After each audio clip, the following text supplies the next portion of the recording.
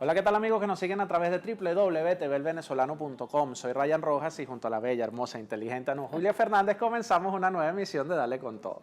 Hola, mi amor, espero hayas tenido un día excelente y muy productivo. Como siempre, vamos a darle las gracias a nuestros televidentes por mirarnos y por estar atentos a nuestros programas. Bienvenidos una vez más a su espacio de análisis y crítica política. Mira, Anita, ayer el gobierno se paró de la mesa. Como era de esperarse. Bueno, y además rompen con los acuerdos y con la imagen que tenían con el Vaticano, ¿no? Yo creo que eso es importante decirlo porque la amenaza siempre era decir, y se le están parando al Vaticano y la oposición se le va a parar al Vaticano, y resulta, bueno, que ayer anuncian los oficialistas que se paran de las mesas técnicas del diálogo. Dos cosas, Ryan. La primera, pues, el gobierno decía, y es que la mesa de la unidad se le va a parar al Vaticano. Esta era su excusa, o mejor dicho, era su fuente de hablar, porque había sido la mesa de la unidad democrática quien los había convocado.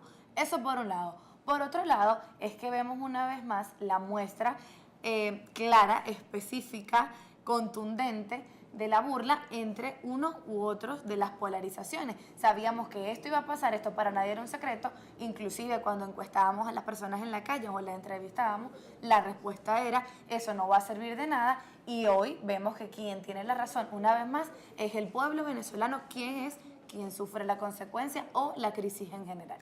La excusa, el tema de los narcosobrinos. Ahora, yo te pregunto algo, ¿por qué hay que callarse las cosas? Es lo que yo he venido diciendo. ¿Por qué tenemos que callarnos las cosas cuando están ocurriendo y cuando es el derecho de los venezolanos saber y enterarse de lo que está pasando? A que sea la pareja, la sobrina de la pareja presidencial, disculpa, Anita. Bueno, es así, pero hay un enjuiciamiento en Estados Unidos por narcotráfico. ¿De dónde salía esa droga o de dónde se presume que salía esa droga? Nada más y nada menos que de Rampa 4, que es la salida presidencial. Eso, uno de los poquitos detalles que están sucediendo, eso hay que investigarlo, los pasaportes diplomáticos. ¿Quién entrega esos pasaportes diplomáticos? Están también como la cuestión de Cadivi, ¿no? Que ahí se están robando los dólares de Cadivi, sí, pero ¿quién los asigna? Y no hay responsable. Eso, y el Poder Legislativo tiene que legislar y tiene que hacer el papel de Contralor y revisar todo eso. De todo lo que has dicho, Ryan, rescato la palabra callarse. Porque hay que callarse lo que realmente pasa, porque hay que callarse lo que pensamos o lo que queremos decir. Precisamente te lo rescato porque el tema de hoy, de lo que hablaremos en el programa, es sobre la libertad de expresión y la necesidad o cómo nos han obligado a callarnos las cosas. Es necesario callar cuando sencillamente queremos decir lo que nos plazca. No, y callar, ese es uno de los temas. El otro tema también es la polarización, cómo romper la polarización y cómo la gente que está en desacuerdo con, digamos, las líneas partidistas de los partidos, vaya la redundancia, más importantes, pues no quedan acalladas esas voces, ¿no? Simplemente cómo hacer para organizarse, para salir a la calle y para manifestar un descontento. En una de las entrevistas teníamos también creo que era María Corina Machado, que decía, es que tenemos que quedarnos callados. Las cosas hay que discutirlas y si no las discutimos, pues estamos cayendo en lo que criticamos, que es el PSUV. Bueno, de este lado, pues, ¿qué criticamos? Que hay una sola línea de mando, que hay que cumplir con las órdenes, hay que cumplirlas con las leyes, y si yo me atrevo a criticar algo que a mi parecer está mal, estoy fuera, soy traidor a la patria, y bueno, hay que execrarte. Eso también son errores que la MUD tiene que cuidarse. Bueno, ambos sectores tienen que cuidarse, pero rescatando nuevamente lo que es la libertad de expresión, vemos, cuando hablaba sobre el caso de los narcosobrino no es el término, pero es como suele utilizarse en la calle. Cuando escuchamos lo del tema del enjuiciamiento por narcotráfico en Estados Unidos, sabemos que los medios aquí no lo reseñaron como realmente debía reseñarse, y es que estos eran familiares de la pareja presidencial. Por el contrario, todos los medios, los pocos que reseñaron, dijeron venezolanos detenidos en el exterior, enjuiciados en el exterior. Pero ¿cuáles eran esos venezolanos? ¿Quiénes eran realmente esos venezolanos? No, y ponerse al frente de la investigación. Por ahí escuchábamos ayer las palabras de Pedro Carreño, muy ofensivo. Además, Pedro, tienes que relajarte, porque te va a dar... Claro, eso. Te va a dar algo en plena sesión de la Asamblea, mentándole la madre a los diputados, a la gente opositora. Sí, bien agresivo. Pero además, si tienes la razón de tu lado, si de verdad tú tienes los argumentos para decir que los pobres muchachos que están cayendo en ese juego gringo y del imperio norteamericano para difamar al presidente de la República, bueno, con la razón, con los hechos y con las pruebas, demuéstralo.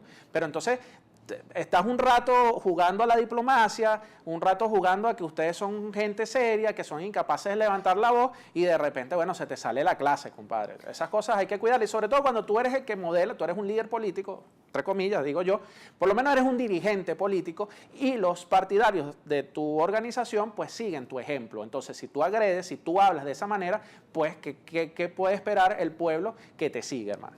A eso ibas, precisamente. ¿Qué se va a esperar del pueblo que te sigue? Cuando los líderes políticos son modelajes sociales. Siempre lo he dicho, las personas que están allí transmitiendo mítines, dirigiendo la vida política en general del país, son los que conducen a los demás. Entonces nosotros, insisto una vez más, debemos dejar las pasiones de un lado y hablar un poco más con la razón. Inclusive en este centro, que es el Parlamento, un centro de debate, sencillamente porque alguien opine distinto a ti, no es motivo de agredir, ni siquiera verbalmente. ¿Quién ha dicho que el que diga más grosería sencillamente es el más fuerte? ¿Quién dijo que el que diera el golpe más fuerte era realmente el más fuerte? Aquí lo que vemos es una pérdida total de la razón, que Venezuela debe alejarse de eso, debe rescatar la razón, debe rescatar la lógica y basta ya de pasiones, porque las pasiones nos han traído a lo que hoy estamos viviendo: crisis alimentaria, crisis económica, crisis política, crisis social.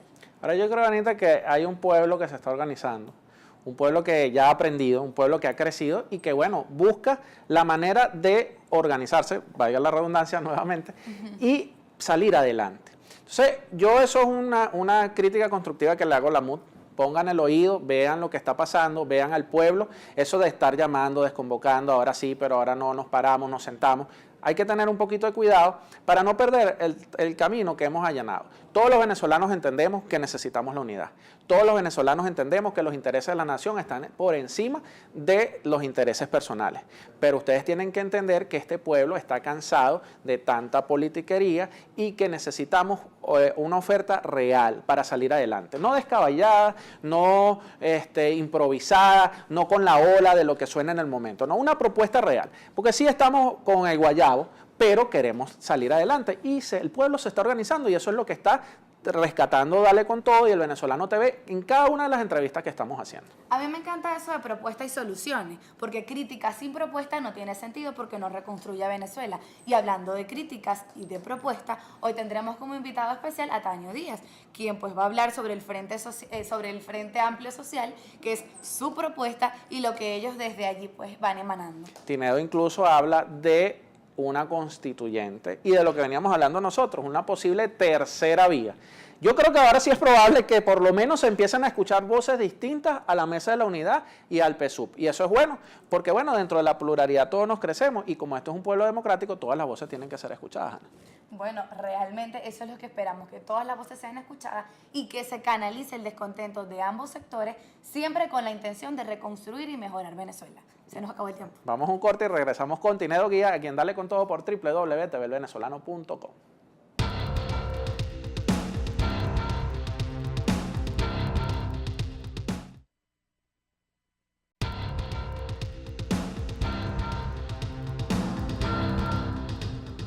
Regresamos con más Dale con Todo por TVelvenezolano.com, hoy con un invitado muy especial. El gran Tinedo Guía, Anita. ¿Quién no creció en Radio Caracas Televisión, con Radio Caracas Televisión, escuchando el noticiero todos los días? Y bueno, escuchando esa voz que representó una época tan bonita del pueblo venezolano. Bienvenido, Tinedo. Pues muchísimas gracias, Ana Julia y Ryan, por esta invitación a Dale con Todo. Me recuerda el nombre de un programa en el que bailé, que se llama Date con Todo. Era para recoger fondos para instituciones benéficas, pero un gusto estar con ustedes. Un gusto para nosotros recibirte en nuestro programa, que nos hayas cedido un poco de tu tiempo para hablar. Uy, sí. Lo primero que vamos a tocar es si en Venezuela hay o no hay libertad de expresión. ¿Cuál es la opinión de Tinedo Díaz sobre eso? Yo digo que no hay libertad de expresión, porque la libertad de expresión implica que lo que tú digas, o lo que tú escribas, o lo que tú trates de colocar como opinión, no debe generar ninguna consecuencia de persecución, ni de acoso, ni de amenazas. Y sin embargo, aquí hay personas que opinan diferente a lo que está sucediendo en el país y esas personas reciben amenazas, son acosadas, etc.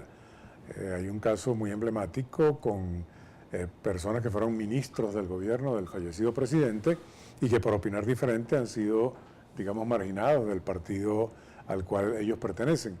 De manera que esa es una agresión a la libertad de expresión, y la libertad de expresión no es otra cosa que la posibilidad que tiene el ciudadano de decir de viva voz o por el medio que considere conveniente, como lo establece la Constitución, su opinión. Tineo, yo quiero pasar un video para comentar algo. O sea, el antes de Tineo Guía y el después de Tineo Guía. Vamos a verlo y comentamos. Venezuela, muchísimas gracias. Gracias a todos ustedes. Jamás, jamás pierdan la esperanza.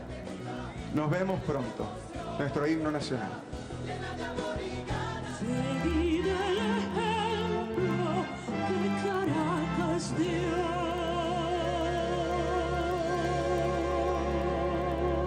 Seguid el ejemplo que Caracas dio.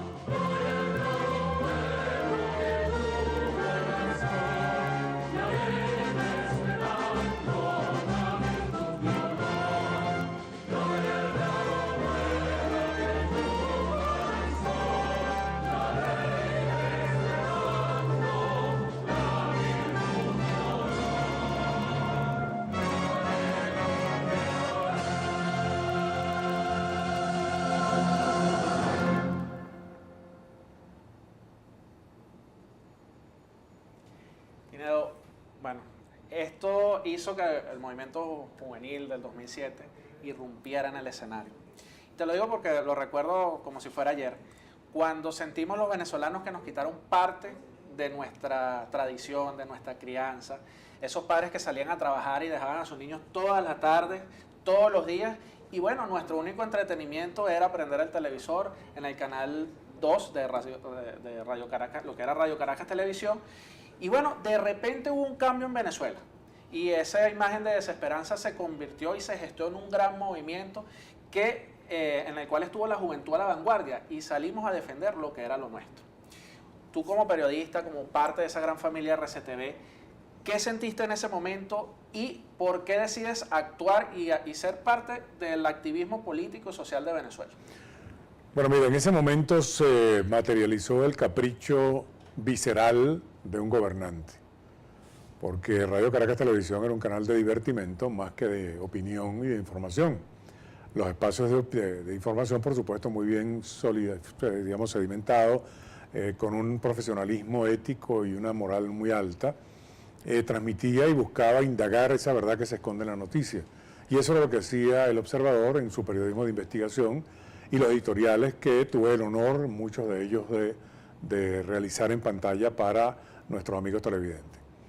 Radio Caracas Televisión, una planta de televisión ajustada a todo el estamento jurídico del país, que no tenía ningún, digamos, orificio por donde agarrarla con la falla, porque le buscaron todos los caminos para cerrarla, y sin embargo esa planta se mantuvo de pie, y se mantuvo de pie todo el grueso de trabajadores que allí estábamos, sus empresarios, sus dueños, y que liquidaron a todo el personal sin quedarle debiendo un centavo a ninguno de los trabajadores.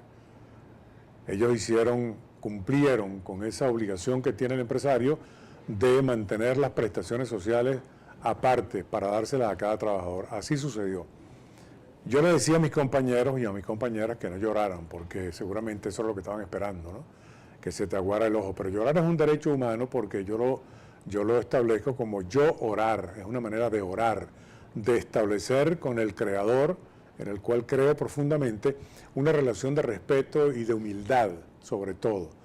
Pero evidentemente pensaban en la familia, compañeras embarazadas que lloraban en los pasillos, ataques de pánico que surgían cuando los círculos bolivarianos rodeaban el canal y le caían a martillazos a los vidrios del canal, en esa venta de odio que se hizo de un principio contra Radio Caracas Televisión. Pero evidentemente los programas de opinión de Radio Caracas Televisión tenían mucho peso y se cuestionaba el alzamiento militar, la forma como murieron venezolanos ese 4 de febrero de 1992, y que después, que una vez, digamos, asentados en el poder, no han hecho absolutamente nada útil y provechoso para que Venezuela crezca, se coloque como una primera potencia en el mundo, como un país del primer mundo, y que todos sus ciudadanos no tengan que estar haciendo cola, ni estar solicitando medicinas a cada rato, ni corriendo riesgos en la calle con la violencia criminal que se ha desatado. De manera que fue un bluff, una gran mentira, queriendo corregir algo que era fácilmente corregible. Había que ir a elecciones, postularte como presidente y obtener entonces el beneplácito de los electores y darte a ti la responsabilidad de dirigir al Estado. Sin embargo, no fue así. Entonces atacaron a Radio Caracas Televisión y no hubo solidaridad, porque a lo mejor tal vez muchos pensaron que la torta publicitaria del primer canal de televisión, que era Radio Caracas Televisión, se iba a repartir entre todos los demás, cosa que no pasó, porque la sanción moral del pueblo venezolano fue quitarle sintonía a esos que no fueron solidarios con el canal. A partir del 2007, ¿en qué se traduce la vida, la tuya en particular, después del cierre de Radio Caracas, que terminaba siendo la vida de muchos de los que allí laboraban? ¿Qué empiezan a hacer? Bueno, primero sentarme a cuadrar el presupuesto, a reducir, digamos, el ingreso económico que yo recibía de Radio Caracas Televisión, a administrar de la mejor manera posible mi liquidación y a pensar qué podía hacer yo por mi país para que se fortaleciera verdaderamente la democracia en Venezuela, que la democracia llegara realmente a quienes tiene que llegar, que es a los que menos tienen, y que buscáramos la manera de formar al nuevo ciudadano moral y éticamente, y por supuesto prepararlo para enfrentar un mundo tecnológico, un mundo moderno, un mundo creciente en muchos aspectos, pero que se ha detenido, que hemos retrocedido al siglo XVII en lo que se refiere al crecimiento democrático y político de una república como Venezuela. Estamos atrasadísimos. A partir del 2007, y nuestro trabajo sigue siendo reorganizar y transformar a Venezuela. Eso es. Esperemos que se siga haciendo la actividad. Ya volvemos con más de Dale con Todo por tvvenezolano.com.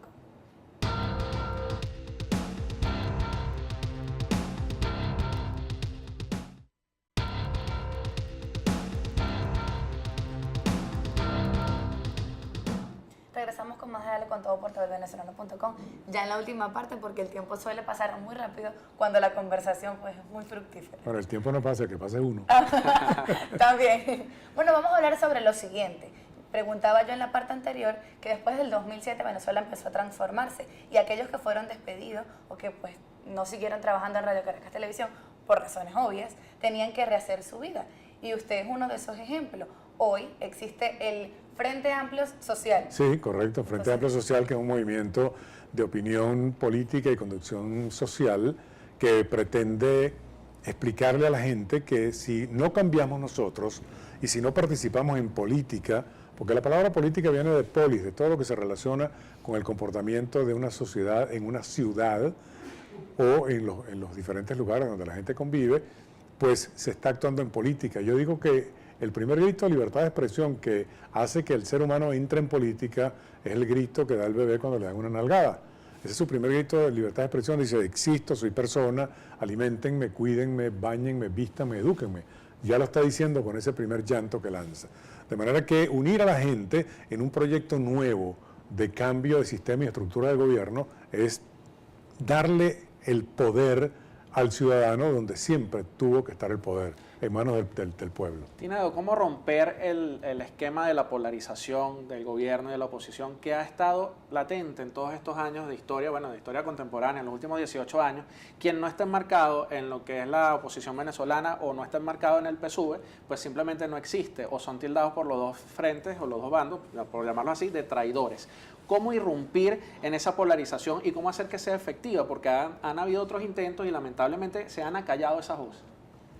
Si llamamos traidores a todo el que puede traer una nueva idea y traer una nueva propuesta de gerencia política para el país, pues entonces bienvenido sea el que trae algo.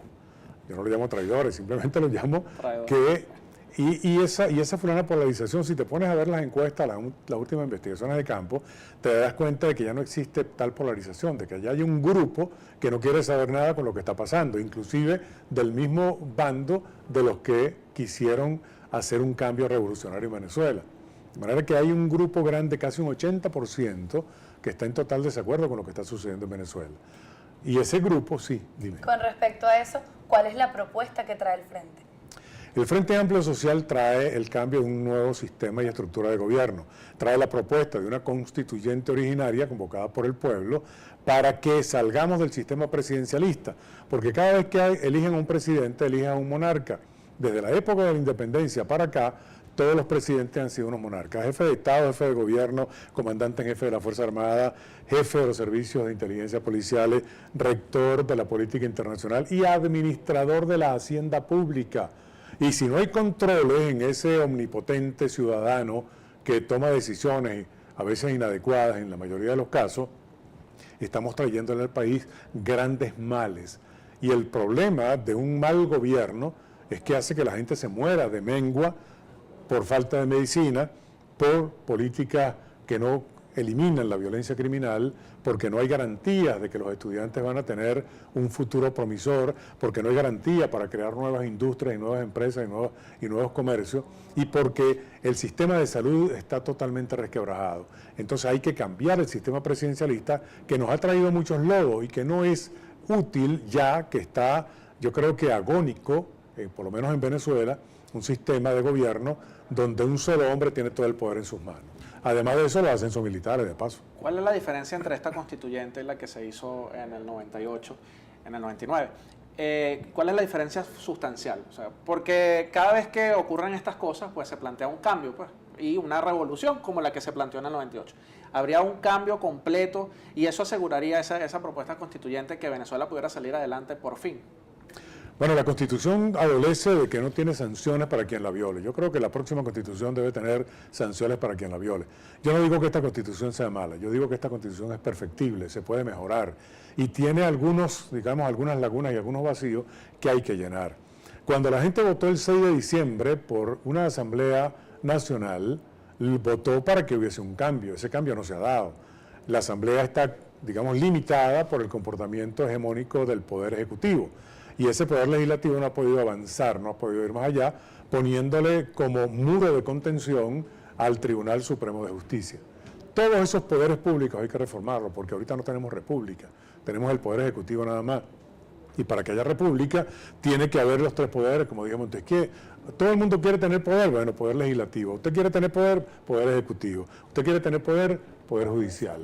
De manera que entendamos que la república se tiene que fundar de nuevo. Y aquellos que piensan que la convocatoria a una constituyente originaria no puede venir del propio pueblo, porque ya se hizo cuando se fundó la república, pues señores, vamos a pensar con claridad. Ahora no tenemos república, tenemos que fundar la república. Por lo tanto, la constituyente tiene que estar en manos del soberano, que es el pueblo venezolano, y por eso es la constituyente originaria. Sabemos pues que también se tiene que tocar lo que es el sistema electoral en general. ¿Qué va a pasar con eso? ¿Cuál es la propuesta que trae el Frente con respecto al sistema electoral venezolano? Nosotros proponemos que el Consejo Nacional Electoral, el cuerpo de rectores, previa presentación de sus cualidades y de sus bondades, sea escogido por el voto directo, universal y secreto. Lo mismo los magistrados del Tribunal Supremo de Justicia, que debería cambiársele el nombre, de quitarle la palabra Supremo por Tribunal de Justicia, porque si aplicas la justicia con equidad y vas, justificando el razonamiento jurídico para las sanciones penales que tengas que tomar, pues evidentemente al aplicar justicia no tiene por qué dudar nadie de que esa justicia fue aplicada con probidad y con propiedad. De manera que no hace falta que digamos que tenemos un Tribunal Supremo.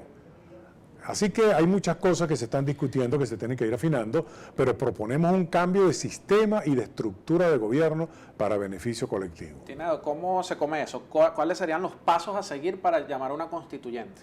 Bueno, los pasos a seguir es primero recoger el 15% de las firmas que los venezolanos manifiesten que quieren un proceso constituyente. Luego de constituido, pues entonces se crea un consejo que sería el que va a evaluar y a escoger y a reservar los votos de los candidatos que van a participar en la constituyente. Tenemos que reconciliar al país y la constituyente es una buena oportunidad para que todas las tendencias políticas puedan participar y aportar en crear un instrumento jurídico dentro del cual nos movamos todos que permita que la república avance, que vaya hacia el progreso. Ahí está con nosotros el Frente Institucional Militar, la Alianza Nacional Constituyente, está también Primer Poder, está Anzoátegui Plural y una serie de organizaciones que se han ido agregando para darle fortaleza a esta propuesta. Lamentablemente se nos acabó el tiempo. ¿Cuál es el mensaje de Tineo Díaz y del Frente Amplio Social con respecto a esas personas que no se sienten identificadas ni con la MUD ni con el gobierno actual?